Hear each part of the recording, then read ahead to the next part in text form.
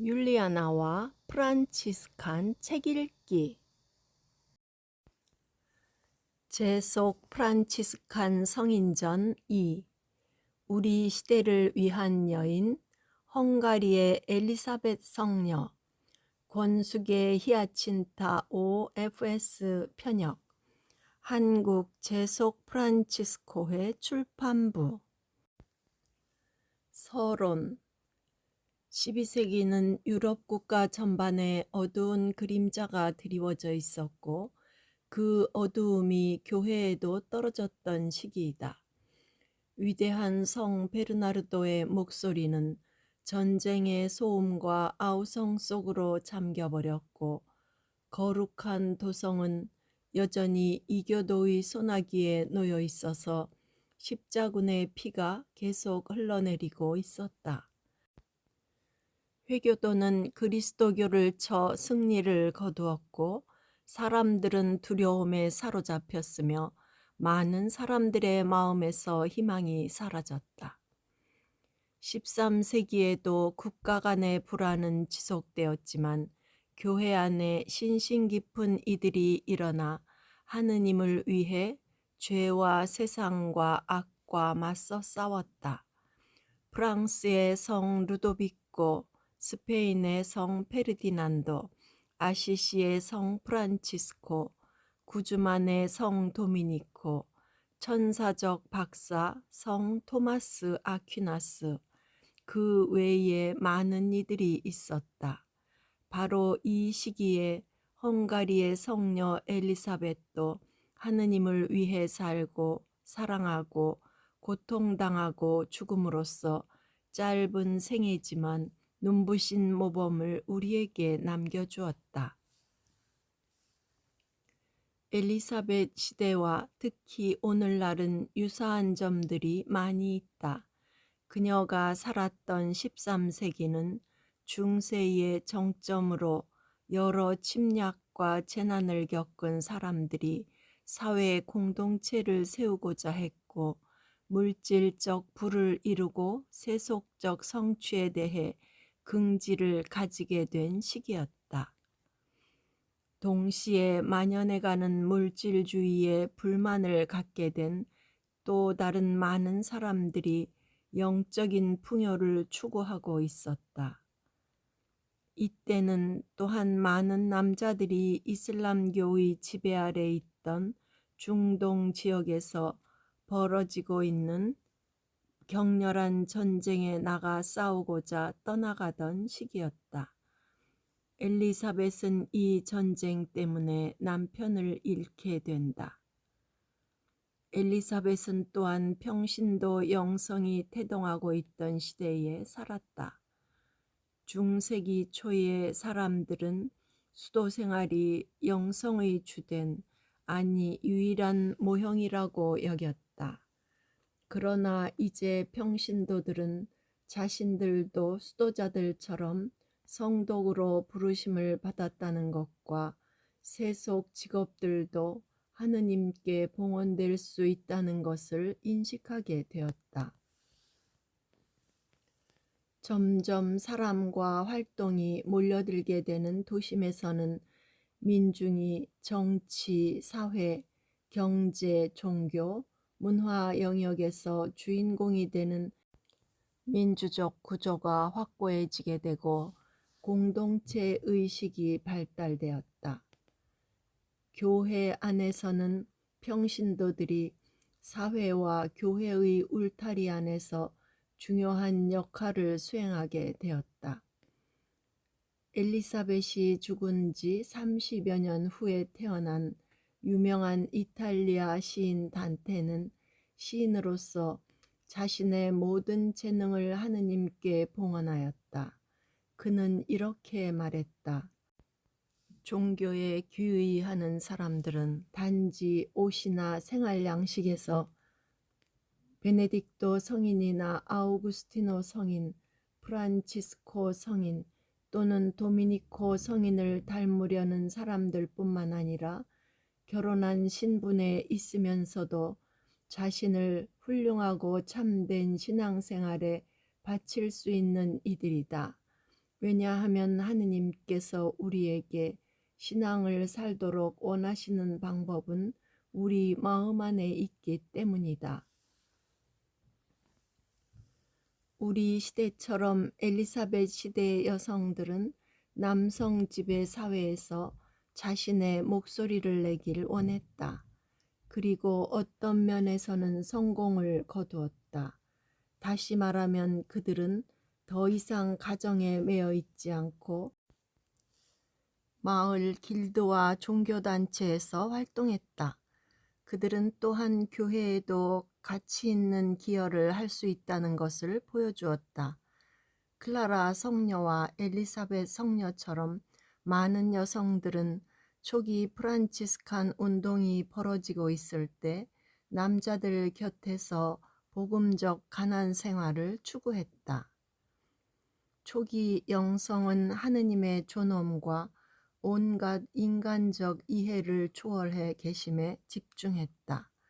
그러나 13세기 영성은 예수님의 지상생활과 그분을 본받음에 더욱 집중하기 시작했으며 이는 당시의 예술 안에 생생하게 반영되어 있다.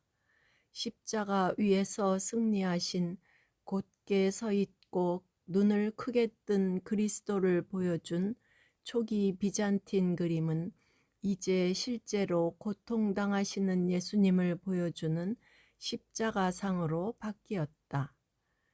지금 우리는 이것이 아무것도 아니라고 생각하지만 그것을 처음 본 사람들에게는 참으로 혁명적인 것이었다.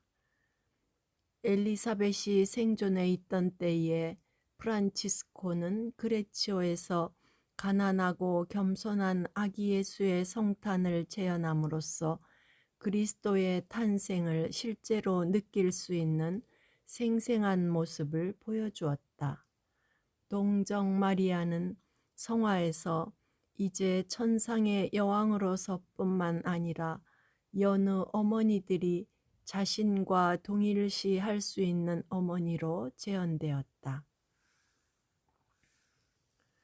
세상은 땅과 농업에 기초한 봉건적 경제에서 도시에서 상업과 무역에 기초한 화폐 경제로 바뀌어가고 있었다. 유럽의 큰 영토를 지닌 국가들이 생겨남에 따라 영주들이 영토 확장을 위한 전쟁 자금을 조달하기 위해 무거운 세금을 부과했기 때문에 영주의 땅의 의지에 살아가던 농노들은 자주 시달렸다. 또한 돈놀이와 고리대출로 부유해진 도시 사람들은 교회가 고리대금이라고 지탄한 높은 이율을 부과했기 때문에 이로 인해 고통을 당하는 가난한 대출자들의 분개심을 샀다. 또 종교적으로는 정통이 아닌 종교단체들이 만연했다. 카타리파는 타락한 성직자들과 교회의 권위를 부정하고 정화된 종교를 추구했다. 그러나 실제로는 오래전 그노시스파 이단을 재현한 것과 다를 바 없었다. 그들은 물질, 물리적 세계, 특히 인간 육체를 사악하다고 믿어 성생활을 세상에 더 많은 악을 가져다 주는 것으로 단죄했다. 리옹의 가난한 이들은 열심한 개혁자들로 출발했다. 그들의 지도자들은 성경을 자국어로 번역하여 남녀 설교가들을 통해 보급하였으며 가난하고 엄격한 생활을 했다. 그러나 결국 그들 자신의 교의만을 고집하고 교회의 권위를 받아들이려 하지 않았다. 이것이 엘리사벳이 살았던 사회와 종교적 시대 배경이었으며 여러 갈등은 우리 시대와 흡사함을 알 수 있다. 그러나 크리스천과 성녀로서의 그녀의 생애는 또한 당시 유럽의 혼란스럽고 역동적인 역사의 일부이기도 하다. 엘리사벳은 그녀의 조상들이 그리스도교를 받아들인 지 겨우 200여 년이 지난 후에 태어났다. 그녀가 태어난 아르파드 왕조는 900년경에 죽은 이교도 마자르의 6명의 지도자들 중 한 사람인 아르파드의 이름을 딴 것이다. 그의 후손인 계자는 몇 번의 전쟁과 암살을 통해 마자르 부족들을 모아 통일된 헝가리 국가를 형성하기 시작했다. 계자의 아들 바이크는 10살 때 스테파노란 이름으로 세례를 받았다. 그는 1000년의 헝가리의 첫 왕으로 즉위하였는데 가난한 이들에 대한 엄청난 사랑을 지니고 있어 여행할 때는 자주 농로로 위장하고 만나는 가난한 이들에게 나누어 줄 수 있게 특별한 돈지갑을 지니고 다녔다. 그는 1083년에 시성되었고 그의 아들 에메릭도 성인이 되었다. 엘리사벳의 아버지 안드레아 2세는 그들의 자손으로 그의 어머니 애는 프랑스의 콘스탄스와 안티옥의 왕자인 레노드 샤틸론 사이의 딸이다. 이 외에도 그녀의 가계는 성 라디슬라오, 프라하의 성녀 아네스, 헝가리의 성녀 말가리다, 포르투갈의 성녀 엘리사벳 등 많은 왕과 성인들을 배출한 가문이기도 하다. 엘리사벳은 또한 독일계 조상을 두고 있다. 그녀의 어머니는 지금은 달마시아와 이스트리아 해변인 메란의 공작인 베르톨트 4세의 딸인 게르트루드였다. 가족들은 원래 바이에른의 안덱스 백작들이었다. 엘리사벳의 이모인 헤드빅은 실레시아 공작인 헨리와 결혼했으며 후에 성녀가 되었다. 안드레아 2세와 아내 게르트루드는 야심찬 부부였다. 그들은 1203년 이전에 결혼했는데 당시 게르트루드는 18세가 채 되지 않았다. 안드레아는 왕좌를 두고 형 에메릭과 오랜 분쟁을 일으켰다. 에메릭이 죽은 후 안드레아는 형의 어린 아들 라디슬라오의 섭정에 임명되었으나 소년의 어머니 콘스탄스에 맞서 계속 음모를 꾸며나갔다. 게르트루드는 남편의 투쟁을 후원했다. 어린 라디슬라오가 죽자 안드레아는 1205년에 30세의 나이에 왕좌에 올랐다. 안드레아는 정치적으로는 무자비하였음에도 공손하고 기사다웠으며 경건함과 좋은 성격, 너그러움으로 이름이 나 있었다. 그러면서 동시에 거대한 꿈 때문에 불안하고 변덕스러웠다. 남편의 계획을 끊임없이 후원해준 게르트루드는 비상한 활력을 지닌 여인임을 보여준다. 엘리사벳은 위에서 말했듯이 새로 가톨릭으로 개종한 사람들과 오랜 유럽 크리스천 가계의 피를 함께 지니고 1207년에 세상에 태어났다. 그녀에게는 본받을 만한 거룩한 선조들이 많았으며 동시에 전쟁과 정치적 음모, 배반과 폭력에 참여했던 조상들도 있었다. 당시는 급속히 변화하던 시대로 많은 사람들이 자신들의 신앙의 쇄신을 갈구하던 시기였다. 엘리사벳이 태어나기 몇 달 전 이탈리아에서는 부유한 상인의 아들인 한 젊은이가 당대의 폭력과 탐욕, 그리고 이러한 것들이 가져온 영혼의 공허함을 체험하고는 버려진 성당에서 무릎을 꿇고 깨우침을 구하며 십자가 앞에서 기도하고 있었다.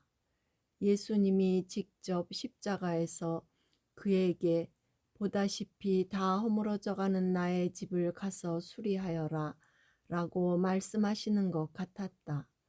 그 젊은이는 아시시의 피에트로 디 베르나르도네의 아들 프란치스코이며 그의 생애는 엘리사벳의 생애와 밀접한 관계를 맺을 운명이었다. 그들은 결코 만난 적이 없지만 그 시대의 교회와 세상을 재건할 동반자였다. 이처럼 1207년 엘리사벳이 태어났을 당시에 프란치스코는 25세, 클라라는 13세였으며 또 다른 제속 프란치스코의 수호성인인 프랑스의 루도비코는 7년 후에 태어나게 된다. 엘리사벳은 아내이며 어머니로서 시성된 첫 성인이며 여성 프란치스칸으로서 시성된 첫 성인이다.